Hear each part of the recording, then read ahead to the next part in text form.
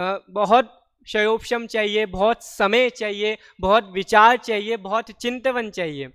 अब उन्होंने अर्ध कथानक लिखना प्रारंभ तो किया, उसके अर्ध कथानक लिखा, 55 वर्ष की उम्र में लिखा, मतलब उनका आधा समय बीत गया। उसके बाद उनको किसी ने सलाह दी होगी कि आपका जीवन इतना मुश्किल तरीके से बीता है, फिर भी आप नहीं घबराए, तो आप अपने जीवन के बारे में लिखिए ताकि आने वाली पीढ़ी आपके जीवन को देखकर प्रभावित हो और आप जैसा ही काम करे। तो उन्होंने अर्ध कथानक लिखी। अब अर्ध कथानक लिखी तो उसमें उन्होंने अपना पूरा 55 वर्ष का जीवन आईने के समान, सिनेमा के समान व्यक्त कर दिया। कैसे? एक पंडित बनारसी दास जी चतुर्वेदी हुए हैं, उनका नाम भी पंडित बनारसी दास जी चतुर्वेदी था। तो उन्होंने पंडित बनारसी दास जी की जो आत्मकथा है उसको पढ़ रहे थे, तो उन्होंने स्वयं लिखा है। क्या लिखा है कि जब मैं पंडित बनारसी दास जी की आत्मकथा को पढ़ रहा था तो मेरे को ऐसा लग रहा था कि मेरे सामने कोई सिनेमा का सीन चल रहा हो, एकदम आद्योपांत मैं उसको पढ़ रहा था, मेरे को बहुत रस आया उसमें। स्वयं उन्होंने, विद्वान ने, उनके बारे में लिखा है। इसलिए हम बनारसी दास जी के जीवन के बारे में अधिकतर जानते तो हैं, लेकिन हम उनके ही शब्दों में सुने ना कि उन्होंने क्या लिखा है, कैसे उनके जीवन में कैसी कैसी घटनाएं हुई हैं, हम उनके शब्दों में सुनेंगे तो हमको एक अलग ही आनंद आएगा। पंडित बनारसी दास जी के जीवन में एक समय ऐसा आया कि जब उनकी शादियां हो गई, उनके विवाह भी हो गए, उनके 2 विवाह, तब दूसरी शादी हो गई थी। दूसरी शादी के बाद जो उनका पुत्र हुए थे, दूसरी शादी तक सब मर गए। तो वो उनके पिता ने उनको घर से निकाल दिया कि अब आप घर से जाइए, अब कब तक आप मेरे पैसों पे अपना पेट भरेंगे, आप स्वयं मेहनत कीजिए, बाहर जाइए और स्वयं अपना पेट भरिए। अब उनके पास कुछ भी नहीं था, कहाँ जाए, कहाँ नौकरी मिले। तो पंडित बनारसी दास जी आगरा चले गए। उस समय भारत की राजधानी आगरा थी, तो राजधानी में काम जल्दी मिल जाते हैं, इसलिए वो वहाँ चले गए। अब वहाँ पे चले गए, वहाँ पे उनके पास कुछ था नहीं, तो क्या किया जाए। आगरा जाते समय एक गांव आता है, उससे पहले कुर्रा नाम उस गांव का है। उसमें क्या हुआ, वो अपने मित्रों के साथ जा रहे थे, उस समय उन पर झूठे पैसे बेचने का आरोप लगा दिया किसी ने, उन पर और उनके मित्रों पर झूठे पैसे बेचने का, कि गलत पैसे हमको बेचते हैं, ऐसा आरोप लगा दिया। तो वहाँ के जो राजा थे उन्होंने उन सभी को पकड़ लिया और मृत्यु दंड देने की आज्ञा दी। तो कैसी भी करके वो वहाँ से बचकर निकल गए। आप आश्चर्य करेंगे, जब ये पूरी घटना उन्होंने आत्मकथानक में लिखी है ना, तो नाथूराम जी प्रेमी ने एक पंक्ति लिखी है। क्या लिखी है, मैं यहीं से पढ़ के बताता हूँ। जब उन्होंने पूरी ये घटना यहाँ से लिखी, उसका वर्णन करने में भी अपने हास्य प्रवृत्ति को उन्होंने नहीं छोड़ा। मतलब ऐसे उन्होंने उस कथा को लिखा है कि सामने वाला पढ़े तो वो भी हंस जाए।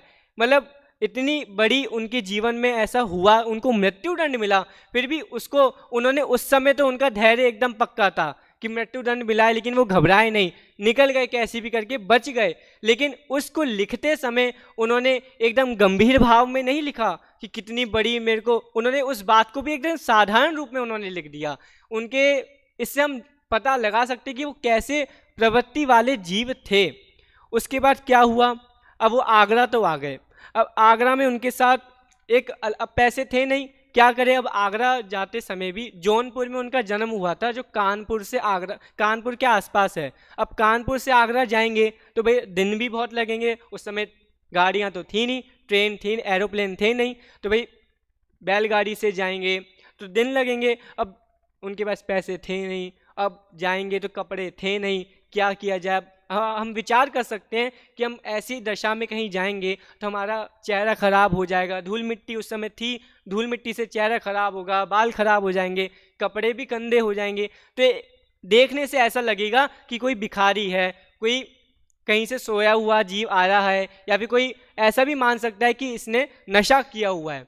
तो पंडित बनारसी दास जी आगरा में आ गए। अब आगरा में तो आ गए, उनको वहाँ पे भूख लगी थी। अब कुछ दिनों तक उन्होंने कचौड़ी वाले के यहाँ पर कचौड़ियाँ खाई। कचौड़ी वाला, उन्होंने स्वयं लिखा है कथा में कि मैं उन कचौड़ी वाले के पास कचौड़ी खाता था, लेकिन मेरे पास पैसे नहीं थे उसको देने के लिए। तो एक दिन उन्होंने कचौड़ी वाले से कहा, क्या कहा उनके शब्दों में देखते हैं। एक दिवस बानारसी समोपाई एकांत, कहे कचोरी बाल सो गुपत गेह बिर तंत। कचोरी वाले से गुप्त में पंडित बनारसी दास जी कहते हैं, क्या कहते हैं, तुम उधार दीनो बहुत, आगे अब जिन देहू, मेरे पास किचू नहीं, दाम कहाँ सो लेहू। वो कह रहे हैं कि तुमने मेरे को बहुत उधार में कचौड़ियाँ खिला दी, लेकिन मेरे पास किचू नहीं, मेरे पास कुछ नहीं है देने के लिए, तुम फिर भी मेरे को कचौड़ियाँ खिलाते हो। तो अब कचौड़ी वाला क्या कहता है सुनना। कहे कचौड़ी बाल नर 20 रुपया खाऊ, तुम सो कऊ ना कचू कहे, जह भावे तह जाऊ।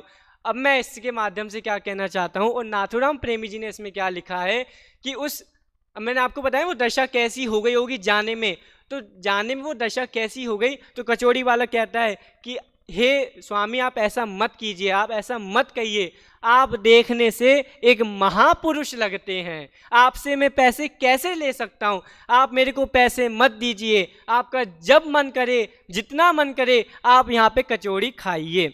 फिर भी पंडित बनारसी दास जी की ईमानदारी देखिए। उसके बाद पंडित बनारसी दास जी ने लिखा, तब चुप भयो बनारसी कऊ न जाने बात, कथा कहे बैठी रहे बीते मास 6-7 महीने तक कचौड़ी वाले के पास पंडित बनारसी दास जी फ्री में कचौड़ी खाते रहे, लेकिन 6-7 महीने में उन्होंने व्यापार भी किया, और व्यापार के बाद पूरे पैसे उस कचौड़ी वाले को उन्होंने दिए। चाहते तो नहीं देते, क्या प्रॉब्लम थी, सब सामने वाला व्यक्ति ही कह रहा है मत दो, फ्री में खाते रहो, लेकिन उनकी ईमानदारी थी कि नहीं पैसे देने हैं। इस प्रकार से हम देख सकते हैं पंडित बनारसी दास जी कैसे व्यक्तित्व के धनी होंगे।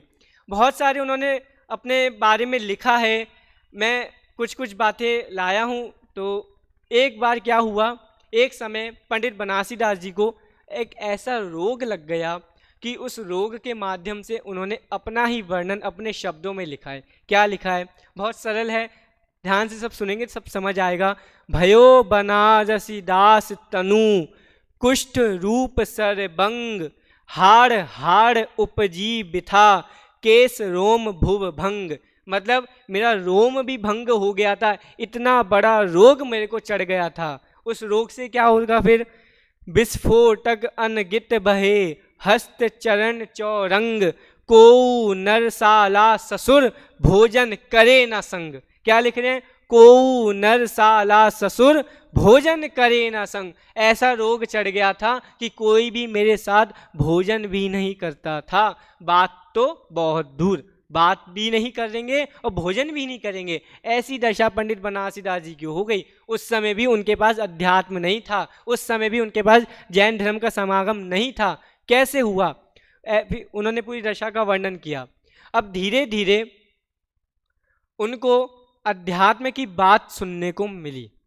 कैसे सुनने को मिली, कुछ बातें तो उनको अपने ही गुरु पंडित देवीदास से सुनने को मिली, और धीरे धीरे उस समय ही बहुत सारे में अर्ध कथानक पढ़ने से उस समय के समकालीन विद्वानों का भी पता लगता है कि कौन कौन से विद्वान उस समय थे। तो मैं उन विद्वानों के नाम अभी पढ़ूंगा। उसमें से एक विद्वान का नाम था अरथमल जी। क्या नाम था, अरथमल जी। अरथमल जी ने उनका बहुत साथ दिया, अरथमल जी ने उनके धर्म मार्ग में बहुत साथ दिया, उनको धर्म की बातें सिखाई। अरथमल जी ने, स्वयं पंडित बनारसी दास जी ने उनको धर्म भाई लिखा है, अपने आप को उनको धर्म भाई लिखा है। तो अरथमल जी ने उनको अध्यात्म की बातें बहुत सुनाई। धीरे धीरे पंडित बनारसी दास जी के जीवन में धर्म की बातें आई। अब हम सभी को पता है कि उनको एक समय ऐसा भी हो गया था, नवरस उन्होंने एक शास्त्र लिखा। अब उन्होंने जो नवरस शास्त्र लिखा था ना, उस नवरस शास्त्र यदि आज उपलब्ध होता तो आज इंटरनेशनल उसकी कीमत होती, इंटरनेशनल लेवल पर अगर वो उपलब्ध होता। लेकिन पंडित बनारसी दास जी को धीरे धीरे अपनी गलती का पश्चाताप हुआ, और गलती का पश्चाताप क्या हुआ हम उन्हीं के शब्दों में देखते हैं। उन्होंने स्वयं अर्ध कथानक के बारे में लिखा है। क्या लिखा है, एक बार मैं यहीं से पढ़ता हूँ। मैं तो कल्पित वचन अनेक, मैं तो कल्पित वचन अनेक, कहे झूठ सब साधु ना एक।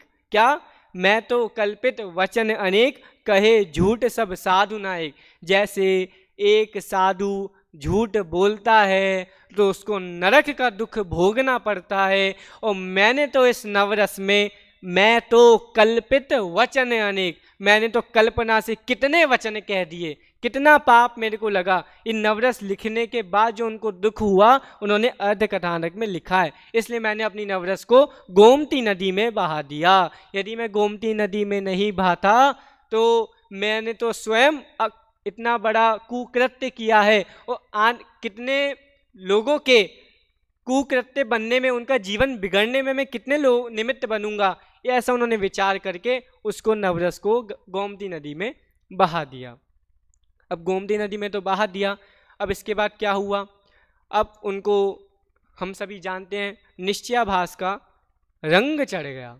निश्चयाभास का रंग चढ़ गया, भाई साहब ने भी कल प्रवचन में बताया था कि वो अपने मित्रों के साथ स्वयं कमरे में बंद होकर ऐसा मानते थे कि मैं तो मुनि हूँ, मैं तो मुनि हूँ, मैं परिग्रह से रहित हूँ, कुछ समय के लिए मुनि हूँ, और क्रियाकांड से तो बहुत दूर, उनके में क्रियाकांड तो कुछ रहा ही नहीं था। उन्होंने स्वयं अपने शब्दों में लिखा है, करनी को रस मिट गयो भयो ना आत्म स्वाद, भई बनारसी की दशा जथा ऊंट को पाद। ये उन्होंने एक मुहावरा लिखा है, ये निरर्थक अर्थ में मुहावरा आता है कि मतलब करनी का तो रस मिट गया, आत्म स्वाद हुआ नहीं, और कैसी दशा हो गई, ना ऊंट, ना इधर का ना उधर का, एकदम बीच की दशा, निरर्थक, मतलब वो सारा काम उनका निरर्थक रहा। लेकिन उसके बाद अरथमल जी ने ही उनको, जो पांडे राजमल जी की टीका है, उन्होंने वो उनको लाकर दी, और उसको पढ़कर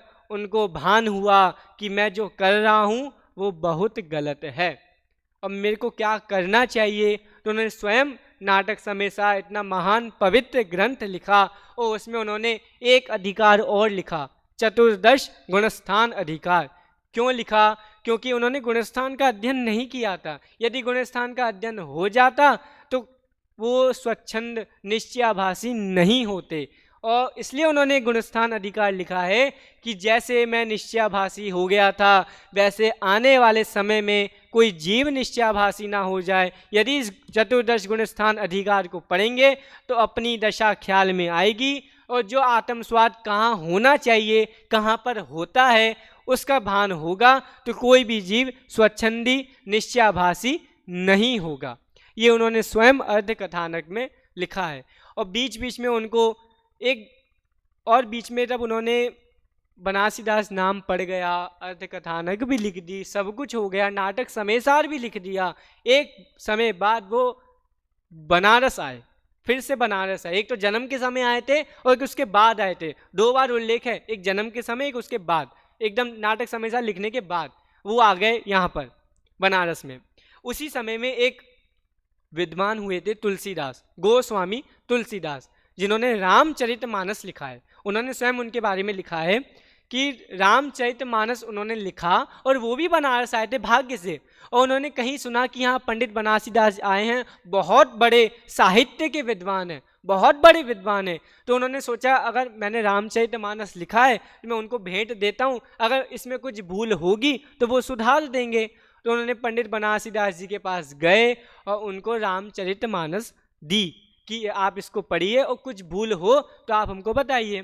तो पंडित बनारसीदास जी ने रामचरितमानस को आद्योपांत पढ़ा, और पढ़ने के बाद जब गोस्वामी तुलसीदास उनके पास रामचरितमानस लेने के लिए वापस आए, तो उन्होंने कहा तुम्हारी रचना साहित्यिक दृष्टि से तो उत्कृष्ट है, आने वाले समय में बहुत लोग इसका सम्मान करेंगे, परंतु इसके अलावा आध्यात्मिक रामायण भी जीवन में होना बहुत जरूरी है। ऐसा उन्होंने उनको कहा, आध्यात्मिक रामायण होना बहुत जरूरी है। इसलिए उन्होंने उनको एक पद बनाकर दिया, पूरा भजन, विराजे रामायण घट माही, विराजे रामायण घट माही, ऐसा पूरा पद्य उनको बनाकर दिया।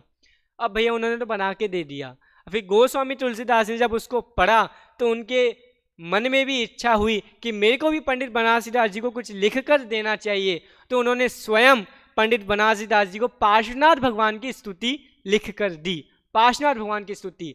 ये जो अपना नाटक समेसा सुदीप जी दिल्ली जो भाई विद्वान हैं, उन्होंने जो छापा है उसमें उन्होंने स्वयं वो सारे पद सब उल्लिखित किए हैं कि किस प्रकार से उन्होंने पार्श्वनाथ भगवान की स्तुति लिखी, कौन सी स्तुति है, सब उस नाटक समेसार में छपे हैं।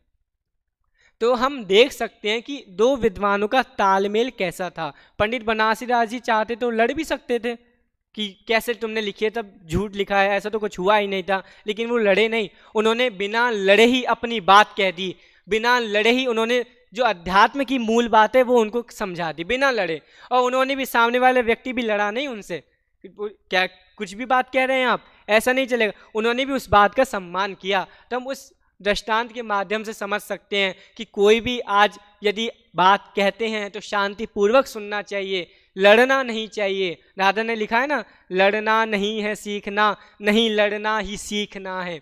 ये उनके आत्मकथानक से हम समझ सकते हैं। अब उन्होंने बहुत सारा वर्णन अपने बारे में लिखा, बहुत सारी बातें लिखी। जो हम आत्मकथानक स्वयं पढ़ेंगे तो पंडित बनारसीदास जी के बारे में बहुत कुछ बातें जान सकते हैं। मैंने आत्मकथानक अर्धकथानक जो थोड़ा पढ़ा है उसको मैंने पढ़ के कुछ पॉइंट निकाले हैं कि उस आत्मकथा को पढ़ने से हमको किस किस बारे में जानकारी मिल सकती है। सर्वप्रथम आत्मकथा को पढ़ने से हमको भारत के इतिहास का वर्णन मिल सकता है। उस समय भारत का इतिहास क्या था, कैसी दुर्दशाएं थी, सब उस समय जानने को मिल सकता है।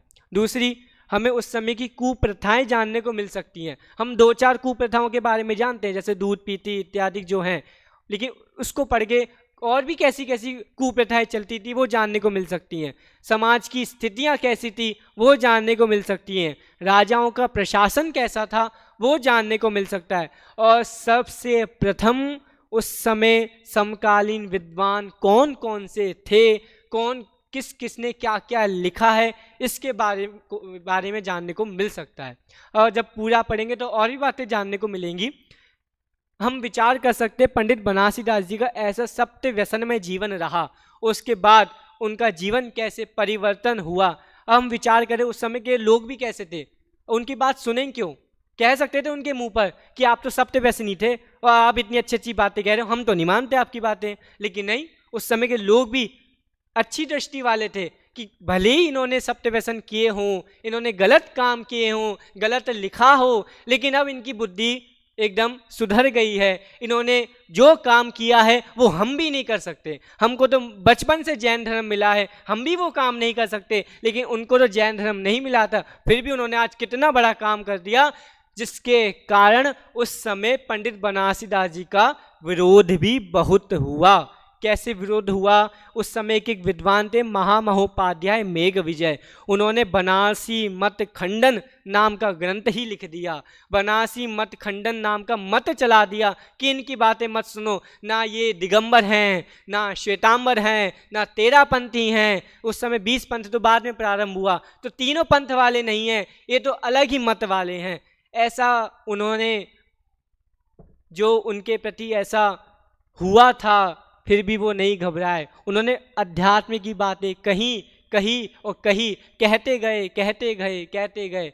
उन्होंने बहुत सारी बनारसी जो नाम माला है, जो एक उन्होंने नाम माला लिखा है, जो अपने जो विषापहार स्तोत्र के रचयिता हैं महाकवि धनंजय, उन्होंने जो नाम माला लिखी है उसके अतिरिक्त उन्होंने उसको पढ़कर बनारसी नाम माला भी एक ग्रंथ लिखा है। इसके अलावा जो उनकी 1-2 रचनाएं हैं जो भजन टाइप के हैं, वो एक अलग ही पुस्तक में छप गए हैं। तो जब उन्होंने अर्धकथानक लिखा, अर्धकथानक का मैं अंतिम क्षण पढ़ के थोड़ा पुण्य पाप के बारे में चर्चा करेंगे। अर्धकथानक उन्होंने लिखा, उन्होंने अर्धकथानक के एंड में 3 प्रकार के लोगों का वर्णन किया। कौन कौन से 3 लोग हैं, सबसे पहले हम उनका एक अंतिम छंद पढ़ लेते हैं, उसके बाद 3 लोग का उन्होंने 3 लोग कौन कौन से कहे हैं और अपने को किस कैटेगरी में रखा है वो देखना। ताते अरद कथान यह बाना रसी चरित्र, दुष्ट जीव सुन हंस हिगे कहीं सब मित्र। दुष्ट जीव इसको क्या करेंगे, पढ़कर हंसेंगे, लेकिन जो अच्छे होंगे, जो मेरे को मित्र मानेंगे, वो इसको पढ़कर नहीं हंसेंगे, इसको पढ़कर कुछ ना कुछ सीखेंगे, मेरे जीवन से कुछ सीखेंगे और अपने जीवन में उतारेंगे। ऐसा पंडित बनारसीदास जी ने लिखा। लेकिन उससे पहले उन्होंने 3 प्रकार के लोगों का वर्णन किया। ये 3 प्रकार के लोग कौन कौन से हैं और हमको किस कैटेगरी में आना चाहिए। देखिए, सबसे पहले 3 प्रकार के लोग कौन कौन से, उत्तम, मध्यम, जघन्य, 3 श्रेणियां बना दी उन्होंने। उत्तम श्रेणी में कौन है, जो दूसरों के दोष छुपाकर उनके गुणों को विशेष रूप से कहते हैं और अपने गुणों को छोड़कर दोष ही बतलाते हैं। ये उत्तम कैटेगरी के लोग हैं। मध्यम कैटेगरी के जो परायों के दोष गुण दोनों कहते हैं, जो परायों के दोष भी और गुण भी दोनों कहते हैं और अपने गुण दोष भी बतलाते हैं दोनों। अब अधम जो सदा पराये दोष कहते हैं, उनके गुणों को छिपा जाते हैं परंतु अपने दोषों को लोप करके गुणों को ही कहते हैं। ये 3 प्रकार के लोग कहे। हम विचार करें पंडित बनारसी दास जी ने अपने को कौन सी कैटेगरी में लिखा होगा।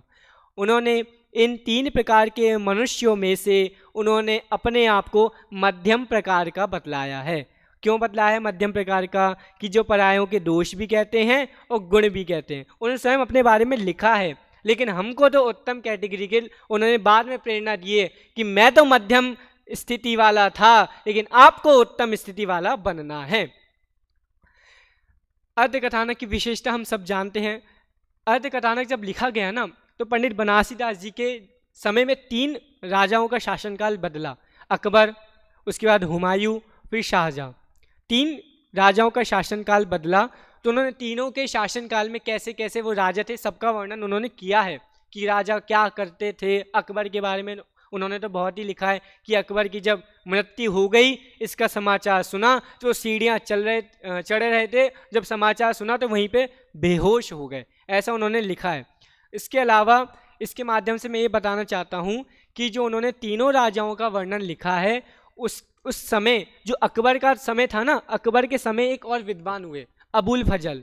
अबुल फजल ने अकबर के 9 रत्नों में से एक रत्न थे। उन्होंने अकबर का आप विचार कीजिए, 9 रत्नों में से एक रत्न थे, तो अकबर के साथ थे, अकबर के राज्य में क्या क्या होता था सब जानते थे, अकबर का क्या जीवन था, उनके क्या दिनचर्या थी सब जानते थे। तो उन्होंने अकबर के बारे में एक कथा लिखी, आत्मकथा, अकबरनामा। उसका नाम ही अकबरनामा, अबुल फजल ने। अब कुछ विद्वान उस अकबरनामा और आत्मकथा जो पंडित बनारसी दास जी की है उसको मिलाते हैं। तो कुछ विद्वान कहते हैं कि अकबरनामा साहित्य की दृष्टि से सबसे उत्कृष्ट है, और उत्कृष्ट मतलब वो फारसी में लिखा गया था। लेकिन नाथुराम जी प्रेमी और 2-4 विद्वान और हैं, उन्होंने ये सिद्ध किया है इस पुस्तक में कि अकबरनामा भी गलत है। मतलब वो अकबर के जीवन के ऊपर तो है, परंतु पंडित बनारसी दास जी ने अपना जीवन तो लिखा, जीवन के साथ साथ उन्होंने क्या गलतियां की, क्या भूलें की, सब लिखा है, सब कुछ लिखा है। मैं कैसे गलत संग में पड़ गया, मैंने कितने गलत काम किए, उन्होंने सब लिखा है। और सब लिखने के बावजूद भी उन्होंने अंत में हम सभी को प्रेरणा दी है कि मेरे जीवन से कुछ सीखना और अपने जीवन में अच्छे ही गुणों को अपनाना, ऐसा उन्होंने प्रेरणा दी है। और जो अकबरनामा है उसमें ऐसी प्रेरणा, जो ऐसी बातें नहीं मिलती हैं। कहीं कहीं पंडित बनारसी दास जी ने अर्ध कथानक के बीच में जिन सिद्धांतों को भी समझाया है, अकर्तावाद को भी समझाया है बीच बीच में, तो एक तरह से देख सकते हैं उन्होंने सारी बातें बहुत अच्छी तरीके से सामने वाला जीव समझ सके ऐसे उन्होंने कही है। ऐसे पंडित बनारसी दास जी का जीवन चरित्र था।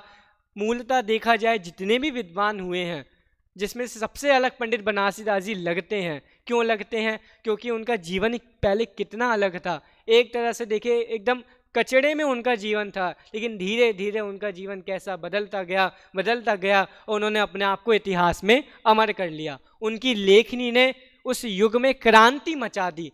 कैसे क्रांति मचा दी? उन्होंने जो उस समय जितना भी क्रियाकांड का वर्णन था उसके विरुद्ध आवाज़ उठाकर उन्होंने अध्यात्म को बतलाया। नाटक समय सार लिखकर उन्होंने सभी आगरा वालों को, सभी भारतीय मुमुक्षुओं को अथवा हम सभी भव्य जीवों को कितना अमृत पान कराया। कहा जाता है कि पंडित बनारसी दास जी के जितने भी पद्य हैं वो उस समय जैसे आज युवक सिनेमाओं के गाना गाते हैं, उस समय आगरा की गली गली में लोग पंडित बनारसी दास जी के सवैया छंद, गीति का छंद, दोहा, चौपाई गाते रहते थे। तो ऐसे पंडित बनारसी दास जी का जीवन था। कुछ समय शेष है, हम थोड़ा उनके ही शब्दों में पुण्य पाप क्या है इस सिद्धांत को थोड़ा सा समझ लेते हैं। पंडित बनारसी दास जी के जीवन को समझकर हमको बहुत प्रेरणा मिलती है, लेकिन उन्होंने जिन सिद्धांतों को जिस सरल तरीके से बतलाया है, हम उनके बारे में भी देख लेते हैं। हम सभी जानते हैं पुण्य पाप क्या कहलाता है, पुण्य पाप किसे कहते हैं। सभी 9 दर्शन वाले हैं, जितने भी दर्शन हैं उनमें से चारवाक दर्शन को छोड़कर सभी पुण्य पाप को मानते हैं। आचार्य विद्यानंद जी जो दिल्ली में श्वेत पिच्छाचार्य थे, वो एक बात अपने प्रवचनों में कहते थे, क्या कि वर्तमान में कुत्ते को सम्मान मिलना और युवकों को अपमान मिलना ये सिद्ध कर देता है कि पुण्य पाप की भी कोई सत्ता विद्यमान है। ऐसे वो अपने प्रवचनों में कहते थे। तो जो पुण्य पाप को नहीं मानते हैं, साक्षात दिखता है सभी एक जैसे हैं नहीं, सबकी परिस्थिति अलग अलग है, तो पुण्य पाप नाम की कोई सत्ता तो है। लेकिन पुण्य अच्छा है या पाप अच्छा है, उस समय लोग कंफ्यूज हो गए थे कि हम पाप को तो सभी बुरा मानते हैं लेकिन पुण्य को तो अच्छा मानो। तो हमारे जैन आचार्य ने कहा, कुंद स्वामी ने कहा समय सार में, पुण्य भी अच्छा नहीं है, पाप भी अच्छा नहीं है, सब कहा। लेकिन पंडित बनारसी दास जी ने उसको कैसे प्रस्तुत किया है, चंडालिनी वाला दृष्टांत हम सभी को पता है। लेकिन उसके बाद पंडित बनारसी दास जी के सामने प्रश्न आए होंगे तो उन्होंने प्रश्नों के माध्यम से ही समझाया। क्या, पहले तो उन्होंने एक छंद लिखा, मुक्ति के साधक को बाधक कर्म सब, आत्मा अनादि को कर्म माही लुक क्यों है, एते पर कहे जो कि पाप बुरो पुण्य भलो, सोई महामूढ़ मुख मार्ग सो चूक्यो है। भैया जो पुण्य को अच्छा कहेगा और पाप को बुरा कहेगा वो मोक्ष मार्ग से चूक ही जाएगा। श्वेतांबर का एक ग्रंथ है उपासकाध्ययन, अपने आप ही है जो द्वारसंग में आता है, परंतु उनका जो अभी वर्तमान में उपासकाध्ययन है उसमें उन्होंने एक बात लिखी है, जैसे हम कपड़े को धोते हैं, कपड़े को धोते समय हम गंदे कपड़े पे साबुन लगाते हैं, गंदे कपड़े पे साबुन लगाते हैं तो क्या होता है, अब साबुन लगा दिया, गंदगी तो हट गई, तो कपड़े पहन लेने चाहिए, नहीं पहनेंगे क्या हम, साबुन तो लगा है, हमें मूल काम था गंदगी हटाना, गंदगी तो हट गई ना, अब साबुन लगा उसमें तुमको क्या दिक्कत है। लेकिन हम गंदगी को भी हटाते हैं और साबुन को भी हटाते हैं। इस उपासक अध्ययन में लिखा है कि जैसे गंदगी को भी हटाते हैं, साबुन को भी हटाते हैं, ऐसे ही मोक्ष मार्ग में जो गंदगी जो पाप है उसको तो हटाना है, और जो साबुन से उस पाप को मिटाने का जो काम करते हैं, जो पुण्य है उसको भी मिटाना है, ऐसा उस ग्रंथ में लिखा है। तो अधिकतर सभी मानते हैं कि पुण्य भी अच्छा नहीं है और पाप भी अच्छा नहीं है, एकमात्र शुद्ध उपयोग अच्छा है। 4 प्रश्न पंडित बनारसी दास जी से करते हैं। क्या करते हैं कि आप कह रहे हो पुण्य पाप अच्छे नहीं है, कैसे अच्छे नहीं है, साक्षात दिखता है ना कि देखो, मैं छंद पढ़ता हूँ, को शिष्य कहे गुरु पाही, पाप पुण्य दो सम नाही, कारण रस स्वभाव फल न्यारे, एक अनिष्ट लगे एक प्यारे। 4 अंतर बता दिए, कारण रस स्वभाव और फल, ये 4 कारणों से पुण्य पाप दोनों अलग अलग हैं। शिष्यों का प्रश्न आया होगा उनके सामने, इसलिए उन्होंने लिखा। और फिर क्या लिख रहे हैं, तो पहले उन्होंने समझाया कि कैसे, कारण कैसे अलग है, कि संक्लेश परिणामों से पाप होगा और विशुद्ध परिणामों से पुण्य होगा, तो एक कारण अंतर हो गया, ठीक है।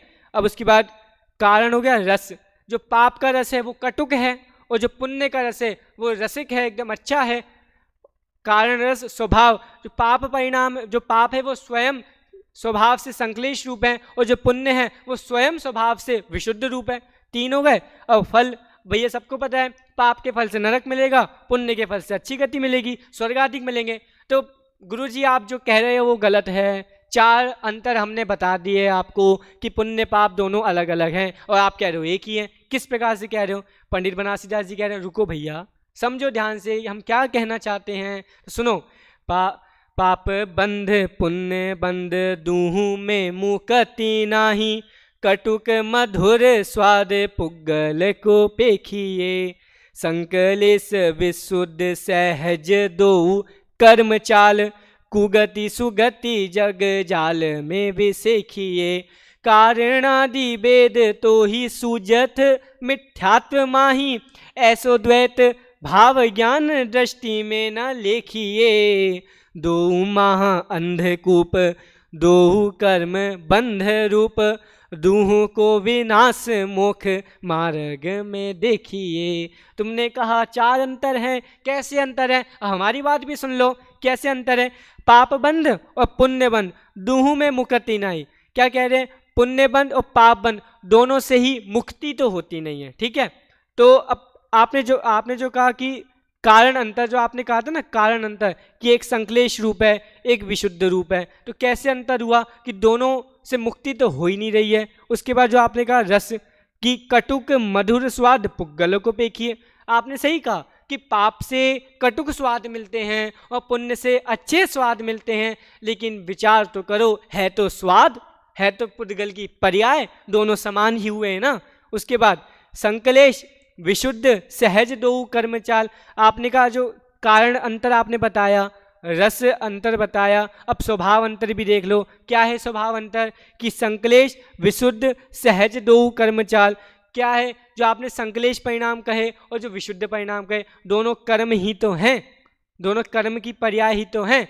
उसके बाद कुगति सुगति जगजाल में विषय की है, आपने अंत में कहा कि पाप से तो नरक गति होगी, पुण्य से स्वर्ग की प्राप्ति होगी। तो भैया है तो दोनों गति, है तो दोनों संसार, तो कैसे अंतर हुए?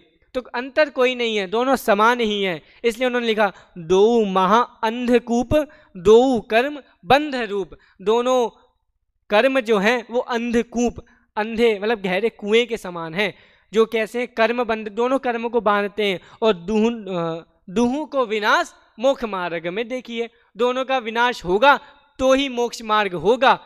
तो आप समझ सकते हैं कि पुण्य और पाप दोनों का विनाश होगा तो तभी मोक्ष मार्ग होगा।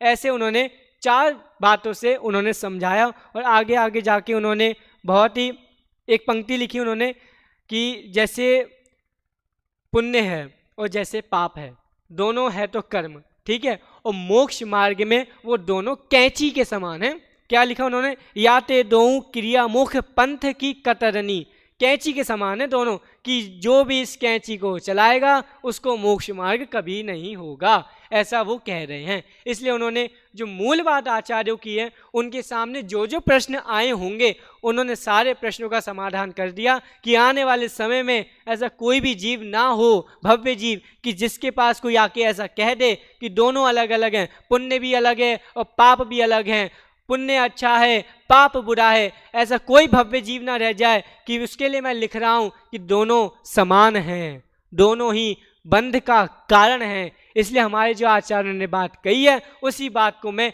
एकदम अच्छे सरल भाषा में भव्य जीवों के लिए लिख रहा हूं। ऐसे उन्होंने पुण्य पाप को बहुत ही विस्तार रूप से, जो पुण्य पाप अधिकार है नाटक समय सार का, उसमें उन्होंने बहुत ही अच्छे से समझाया है।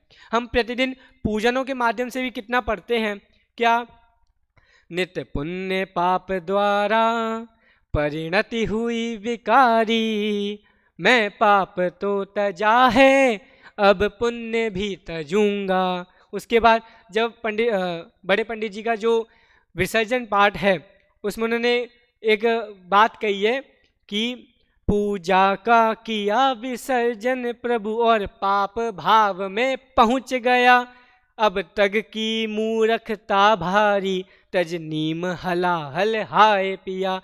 क्या पूजन की तो मैंने, जो शुभ राग है वो मैंने किया तो, लेकिन शुभ राग मैंने को क्यों करना था कि शुभ राग जो मैंने किया है उसको मैं हे जानूं और शुद्ध भाव में आगे बढ़ूं।